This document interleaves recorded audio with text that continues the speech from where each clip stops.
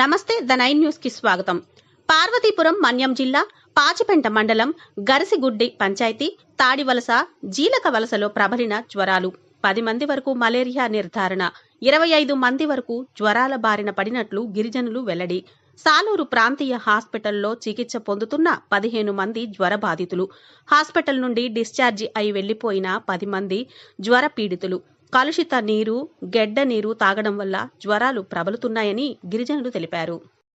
Doctor Shivakumar అండి, మన Saluru నియోజకవర్గము programme officer అండి. గత 10 రోజులుగా మనకి పాచిపెంట మండలము గరిసిగుడ్డి పంచాయతీ జీలికవలస గ్రామంలో అధిక జ్వరాలు ఉన్నాయని చెప్పేసి మాకు న్యూస్ రావడం జరిగిందండి.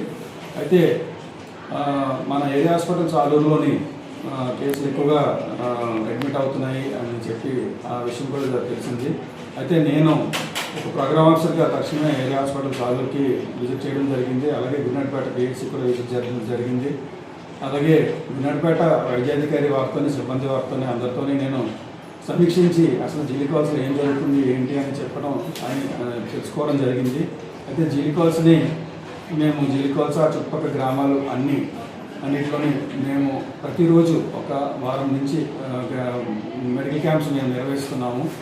అలాగే మా జిల్లా కలెక్టర్ గారు మాకు పెట్టిన ఈ లార్వే ప్రోగ్రాము దానికి సంబంధించి లార్వే వేట ప్రోగ్రాము సంబంధించి ఆ చుట్టుపక్కల గ్రామాల్లో కానీ జీలికవలసలో కానీ లార్వే ఏమైనా సర్చ్ చేయడం జరుగుతుంది.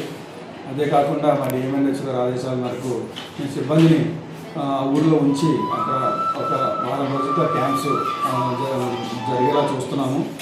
ప్రజెంట్ అయితే మటుకి అక్కడ సిచ్యువేషన్ ఏమి అలారంగా లేదండి.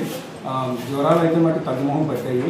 సిఎస్సి మన ఏరియా హాస్పిటల్ సాలూరులో కూడా అడ్మిషన్స్ తగ్గాయండి. అలాగే పిహెచ్సి గున్నట్పేటకి కానీ పాచిపెంట కానీ కేసులు జీలికవలస గరిసిగుడ్డి పంచాయతీ నుంచి రావడం తగ్గాయండి.